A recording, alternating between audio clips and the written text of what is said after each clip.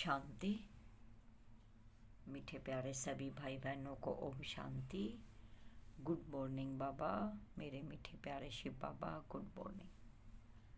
आज की मुरली सुनते हैं। तारीख है 26 अप्रैल 2023। प्रातः मुरली ओम शांति, बाप दादा मधुबन। आज बाबा ने हम बच्चों को क्या कहा, सुनते हैं आज की मुरली। मैं आत्मा ब्रकुटी में स्थित सिंहासन पर विराजमान शिव पिता परमात्मा से मुरली सुन रही हूँ। मेरे शिव बाबा मुझे मुरली सुनाने के लिए परम धाम से आए हैं। तो देखते हैं आज बाबा हम बच्चों को क्या कहते हैं। बहुत स्नेह और प्यार एकाग्रता के साथ आज की मुरली सुनते हैं। बाबा ने कहा, मीठे बच्चे, तुम्हारा कर्तव्य है अविनाशी ज्ञान रत्नों की कमाई। अविनाशी ज्ञान रत्नों की कमाई करना है और कराना है। दान पूछ कर नहीं दिया जाता।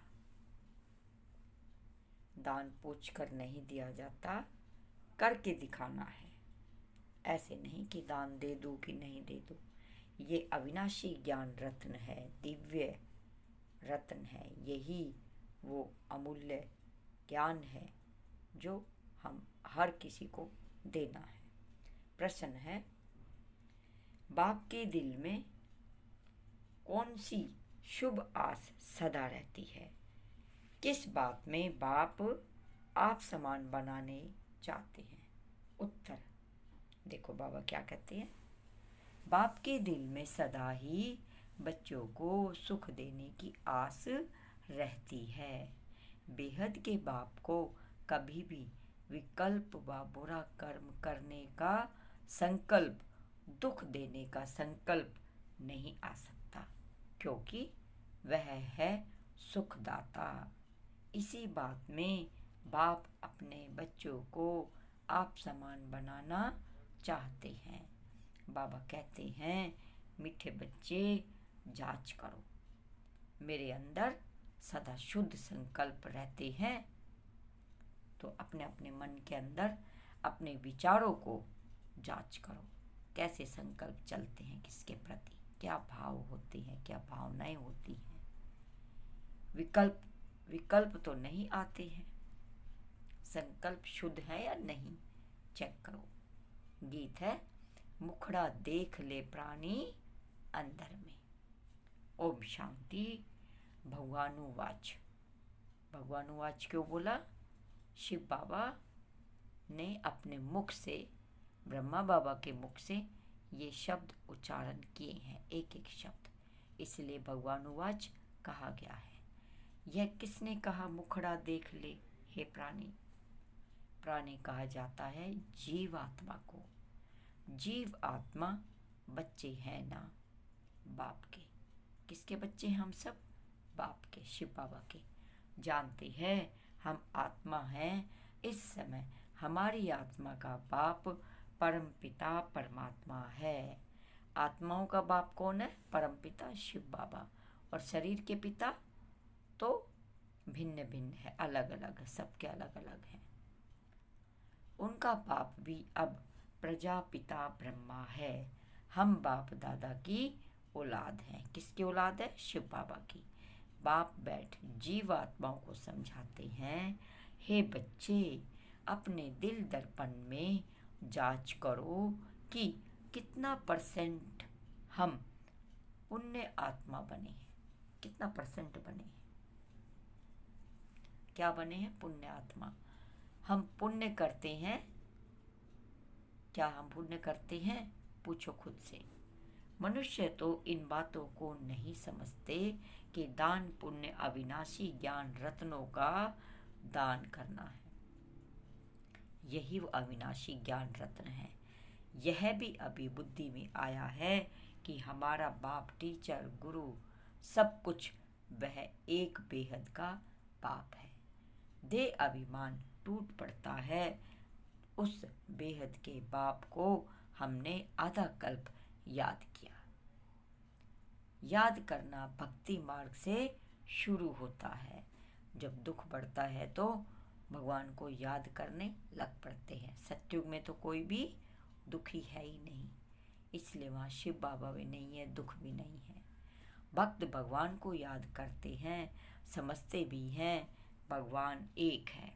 हम आत्माओं का बाप वह निराकार शिव बाबा है। साकार बाप तो जानवर आदि सबका है। बाकी यह बाबा हमारा वही परम धाम निवासी सच्चा बाबा है। कौन सा सच्चा बाबा है? शिव बाबा। हमको सच्चा बनाने वाले हैं, पुण्य आत्माएं हैं, सभी सचखंड में रहने वाली। तुम जानते हो बाप के साथ हम सच्चे रहेंगे, उतना बाप के सचखंड में हमको ऊंच पद मिलेगा। इसके लिए रेश करनी है। उस पढ़ाई से भी कोई बैरिस्टर बनता है, कोई इंजीनियर बनता है, कोई पक्का कोई कच्चा। कोई की आमदनी ₹1,00,000 तो कोई की आमदनी ₹500 भी मुश्किल पढ़ाई पर मादार रहता है ना।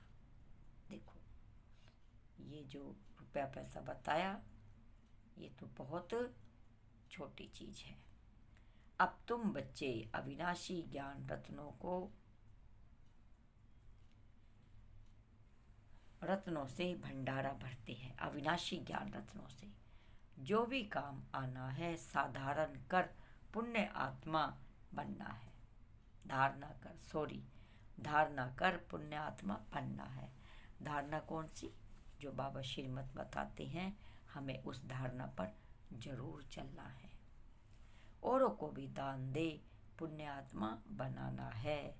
दिल से पूछना है हम कितना धारण कर और पुण्य करते हैं। अगर पुण्य नहीं करते तो जरूर पाप आत्मा ही रह जाते हैं।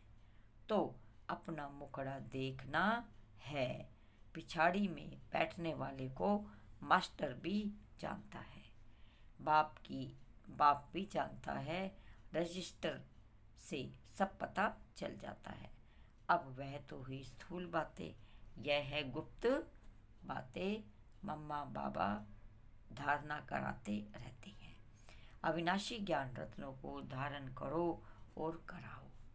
खुद ही पुण्य आत्मा नहीं बनेंगे तो औरों को कैसे बनाएंगे? यह कोई दुनियावी बातें नहीं, यहाँ तो है ईश्वरीय बातें। जितना जो साहूकार बनता है उतना उनको खुशी का पारा चढ़ता है। धन तो मनुष्य के पास बहुत है ना, अखबार में भी डालते हैं इस समय फलाना सबसे साहूकार है, नंबरवार तो होते ही है ना। तो यहाँ तो विनाशी धन की बात नहीं, यहाँ है अविनाशी धन की बात। अविनाशी ज्ञान रत्नों की कमाई करना और कराना, उससे पूछने की बात रहती है। अब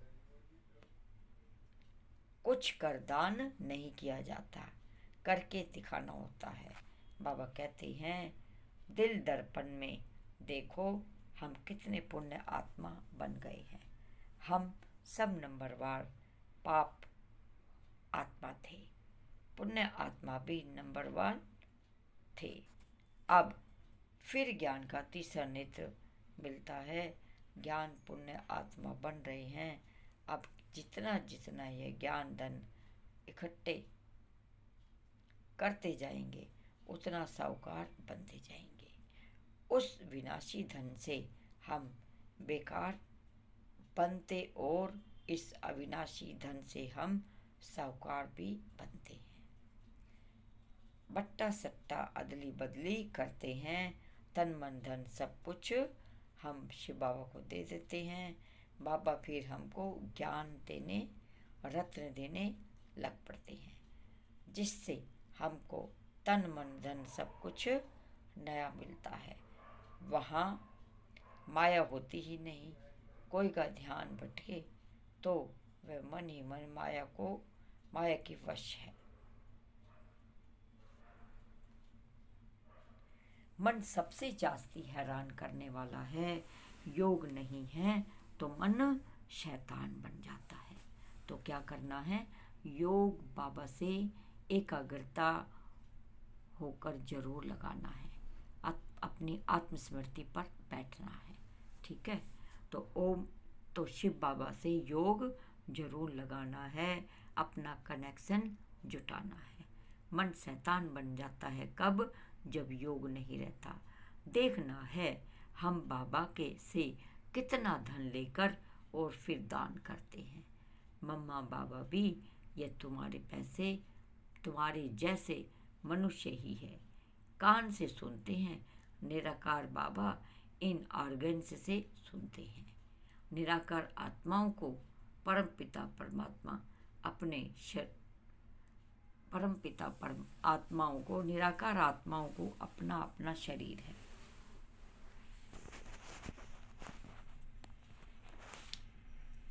यह तो पुराना कलयुग शरीर जो दुख देता है। कौन सा शरीर? कलयुग में अब जो दुख देता है। बच्चे जानते हैं बाप आकर हमको सदा सुखी बनाते हैं। बाप मिला है तो अंदर खुशी की तालियां बजती रहती हैं। तब बाहर में भी बजती है। पहले संकल्प की ताली अंदर बजती है, संकल्प की, फिर बाहर बजती है। पहले अंदर आएगा कि यह करें, फिर कर्म इंद्रियों से वह कर लेते हैं। जो जांच करनी चाहिए कि हमारे अंदर शुद्ध संकल्प आते हैं वह विकल्प आते हैं। संकल्प शुद्ध ख्याल को, विकल्प अशुद्ध ख्याल को।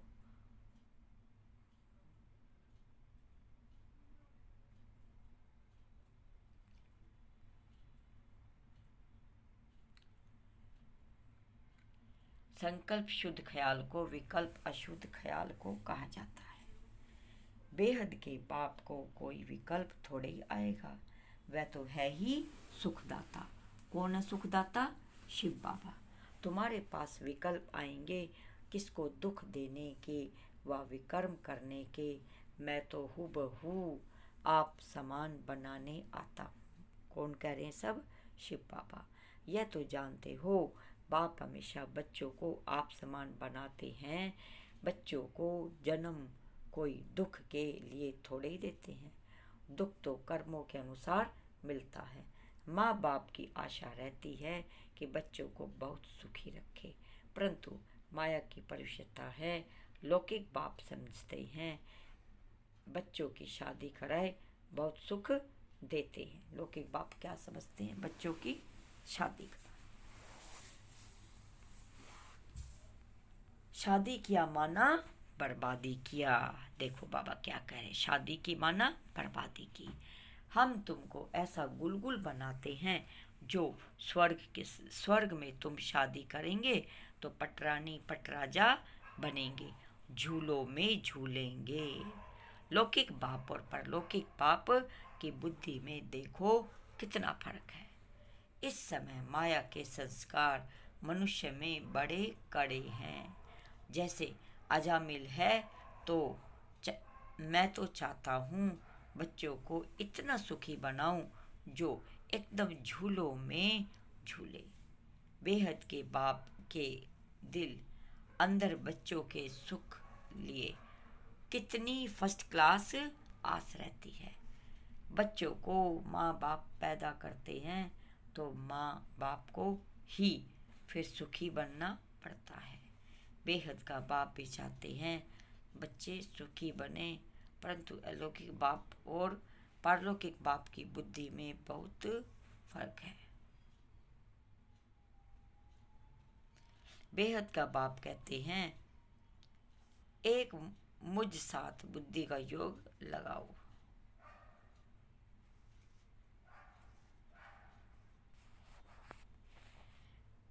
मुझ साथ बुद्धि योग जोड़ो तो सब लौकिक माता पिता मित्र संबंधी आदि जो कुछ है उन सबके दुख बुद्धि का योग तोड़ना है। तब मैं तुम्हारा सब कुछ हूँ। माया तुमको जग हर बात बताती है, दुख दिलाएगी। मैं तुमको सुख सागर बनाता हूँ। मैं खुद राजाई का सुख नहीं भोगूंगा, परंतु कहेंगे ना, न सुख का सागर है न शांति का सागर। अब तो तब तो सुखी बनाता हूँ, कितना अच्छी रीति सजाते हैं और कोई समझा ना सके। भारत में ही गाते हैं, त्वमेव माता च पिता त्वमेव त्वमेव धरणीं च मम देव देव। यह बातें, यह महिमा कहाँ से आई और कहाँ रहते हैं, ये बाप आपको बताएंगे। मुझे एक द्वारा तुमको अर्गेंस द्वारा, एक द्वारा तुमको अर्गेंस द्वारा सबको सुख दोत्री गति, सबको सुख मिलते हैं। इसलिए तुमको कहते हैं और संग तोड़ो, दे सहित जो भी तुम्हारे संबंधी आदि हैं सबको भूलो, अपने को देही अभिमानी समझो। बाप कितना गुलगुल बनाते हैं, कहते हैं मेरा ही सुनो, मेरे साथ योग लगाओ। जैसे मैं ज्ञान का सागर हूँ, सारी रचना को जानता हूँ। एक एक तुम्हारी बुद्धि में यह है।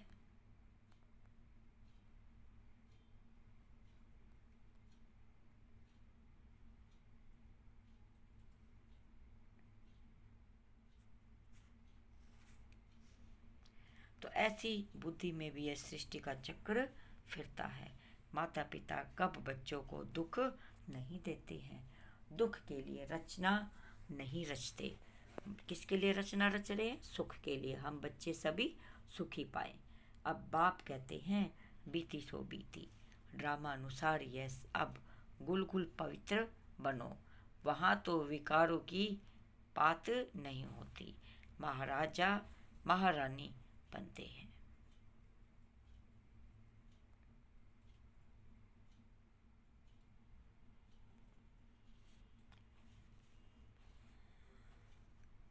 कहाँ गया? अब गुलगुल पवित्र बनो, बाबा कहते हैं बीती सो बीती, ड्रामानुसार अब गुलगुल पवित्र बनो, वहाँ तो विकारों की कोई बात ही नहीं होती, महाराजा महारानी बनते हैं। तो सारी दुनिया कहती है सत्युग हेवन वाइलेस वर्ल्ड है। यह तो देवी के द्वार पे, देवी के अंदर आने से ही कैसा हो जाता है। वहाँ के देवी देवताओं को सब भूलते पूजते हैं, क्योंकि पवित्र थे, सर्वगुण संपन्न थे। कला और भी कलाहीन बनना पड़ेगा। अच्छा,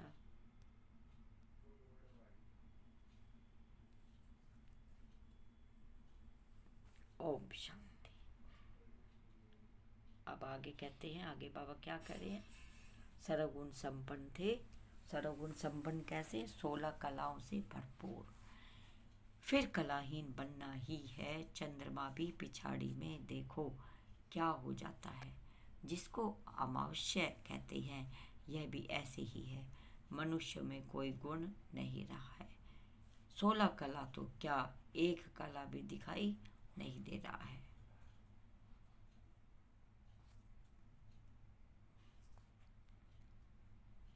तो 16 कला तो क्या, एक कला भी नहीं रही है।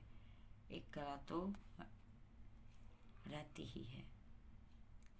एक कला भी न रहने के कारण, अब देखो सारे रहने के, एक कला भी न रहने से इसको घोर अंधियारा कहा जाता है। फिर कलाएं आते आते 16 कला बन जाती हैं। अभी तुम कलाहीन काले बन पड़े हो, काले विकारों में फंसकर काले बन पड़े हैं। ब्रह्मा को प्रजापिता ब्रह्मा कहा जाता है। तुम कहलाते हो ब्रह्म कुमार कुमारी। पहले बीके की अंधियारी रात थी, अब सोजरे में आए हैं। सोजरा यानी प्रकाश में, उजाले में आए हैं। फिर 16 कला बनते हैं। तो 16 कला सूर्यवंशी थे, उनकी कलाएं भी कम होती गई। अब ब्रह्मा बाबा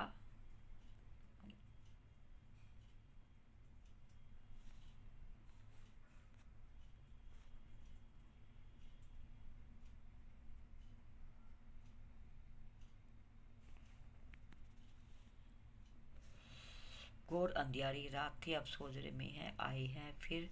16 कला बनते हैं तो 16 कला सूर्यवंशी थे, उनकी कलाएं कम होती गई, अब फिर यह कलाएं धारण कर रहे हैं। ऐसे धारणा करने वाले जो सतयुग में 16 कला संपूर्ण बनते हैं, जैसे राजा रानी,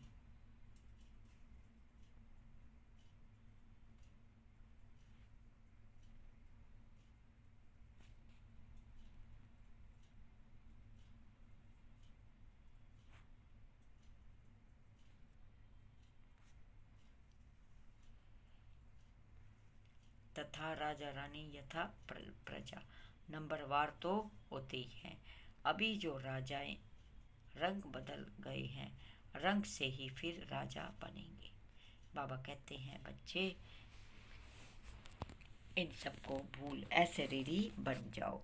अपने को देही समझ मित्र संबंधी आदि सबको भूलो। अब तुम सब कुछ बलि चढ़ते हो। हम तुमको अविनाशी ज्ञान रत्न देते हैं। एक एक रत्न की वैल्यू कोई नहीं कर सकता। बाबा रूप बसंत की कहानी सुनाते हैं, जिनके मुख में रत्न निकलते हैं। बाकी तो सब भक्ति मार्ग के शास्त्र बना दिए हैं। सद्गति करने वाला एक ही बाप है। जो ज्ञान से तुम्हारी सद्गति करते हैं, इसको ज्ञान अमृत कहा जाता है। ज्ञान सरोवर कहते हैं, अमृत भी कहते हैं। वहाँ पानी पिलाने वाला है। ब्रह्मा लोग लोटी में पानी डालकर कहते हैं अमृत है। वास्तव में यह ज्ञान तो नॉलेज है। बाबा कहते हैं, लाडले बच्चों, तुम देही अभिमानी बनो। देही अभिमानी छोड़ेंगे तो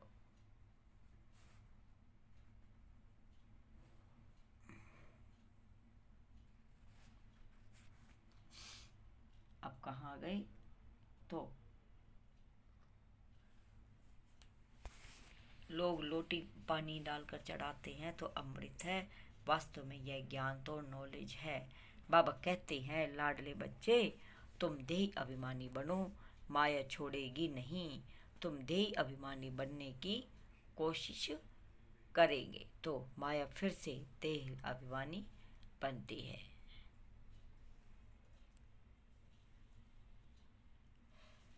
यह लड़ाई नंबरवार है। माया देह अभिमानी एकदम नंबर 1 माया दे अभिमानी बनाए एकदम खड्डे में डाल देती है। देरी नहीं करती तो अपनी बुद्धि से काम लेना चाहिए। बाबा तो कहते हैं, अच्छी रीति पढ़ो तो टीचर का नाम वाला होगा। बाबा है इजाफा देने वाला। अच्छी रीति पढ़ने वालों को कोई पढ़ाने वाले को इल्फाजा मिलता है। वाह वाह निकलती है परम उम्र धन। पदम है उच्च पद पाना। तो पहले अपने मंदिर में देखो, हमारा बाप के साथ लव है। देखो अपने अंदर के दर्पण में शिव बाबा से कितना लव है। कितना मैं देही अभिमानी हूँ, कितना मैं रात दिन पुरुषार्थ करता हूँ। देह अभिमानी आने से यात्रा में खड़े हो जाते हैं, बाप को याद करना भूल जाते हैं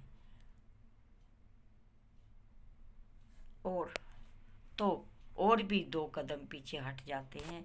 एक शिव बाबा फायदा होता नहीं तो दूसरी तरफ दूसरी तरफ नुकसान भी हो जाता है। देह अभिमानी बनते तो ख्याल बढ़ता रहता है। माया कहाँ न कहाँ घाटा डाल देती है। रिस्पॉन्सिबल बच्चे अपने खाते का विचार रखते हैं, नहीं तो कोई देवाला मारते हैं। यह व्यापार ही है। जो जन्मा भी वो है होता जमा भी होता है तो माया भुला देगी।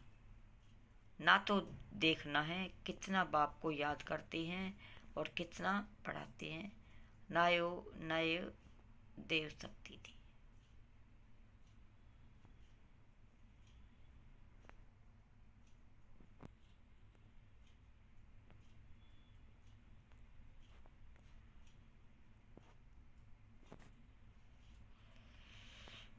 व्यापारी तो सब हिसाब रखते हैं, नहीं तो व्यापारी नहीं अनाड़ी है। कोई तो बहुत सुख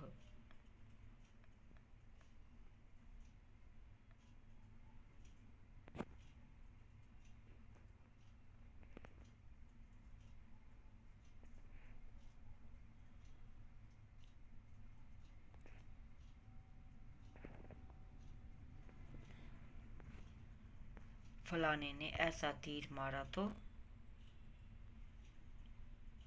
क्या हुआ। प्रॉब्लम हो गई, सॉरी, थोड़ा सा आगे निकल गए, हम पीछे रह गए। व्यापारी नहीं तो अनाड़ी है, तो बहुतों को सुख देते हैं।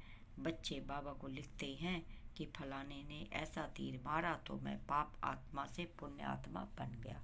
देखो, जिसको हम कोर्स कराते हैं, शिव बाबा का 7 डे का कोर्स कराते हैं और राजयोग सिखाते हैं, तो वो आत्मा हमें बहुत दुआएं देती है। तो बाबा से भी कहते हैं कि मैं पुण्य आत्मा बन गई। उन पर बलिहार जाते हैं। साथ में शरीर निर्वाह अर्थ कर्म भी करना है। गृहस्थ व्यवहार में रहते पाप से व्यापार भी करना है। योग बल से कर्मों को कम करना है। योग बल से पापों को भस्म करना है। औरों को पुण्य आत्मी बनाना है। यह है सारा बुद्धि का खेल। बुद्धि सालिम तब बनती है जब बाप को याद करते हैं। जितना जितना शिव बाबा को याद करेंगे, हमारे जन्म जन्मांतर के विकर्म विनाश होते चले जाएंगे और आत्मा की कट उतर जाएगी। तो नहीं तो देह अभिमान में मित्र संबंधी याद आएंगे, माया छोड़ती नहीं है।